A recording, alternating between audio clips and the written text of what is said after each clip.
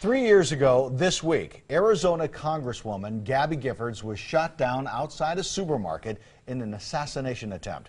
Gunman Jared Lee Loeffner also shot 19 others, killing 6. Today, Mike Sharp sits down with one survivor to talk about that day and about the heroics of a husband she lost. Mavi Stoddard isn't a victim, and she'll correct you if you call her one. She's a survivor, and she's now moved to Boise to be closer to family.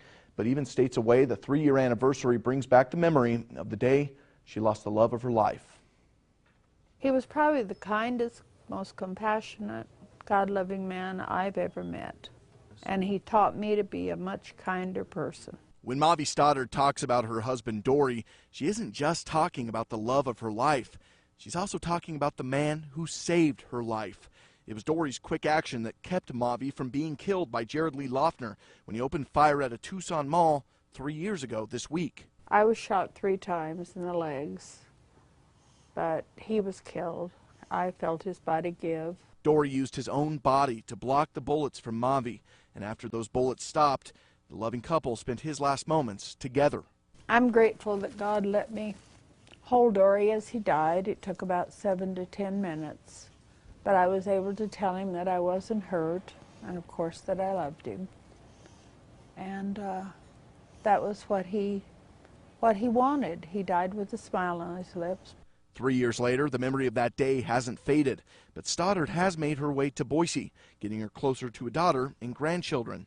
She says her focus now is living in honor of her late husband. You can either sit down and do nothing and be miserable and bitter, or you can sit down and do nothing and let your kids tell you what to do and still be miserable and bitter, or you can make a life.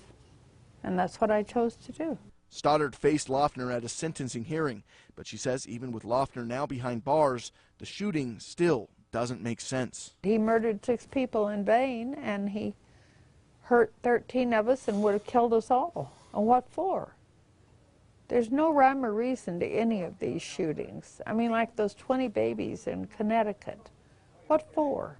That's a question she's left asking, with no answer on its way.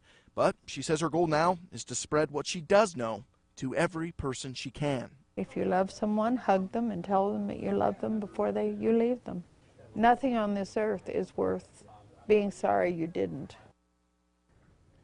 Stoddard says she's found a way to forgive Loeffner for the murder of her husband, and what comforts her now is her own belief in an afterlife and that she'll see her husband once again. Live in studio, I'm Mike Sharp. Today's 6 on your side.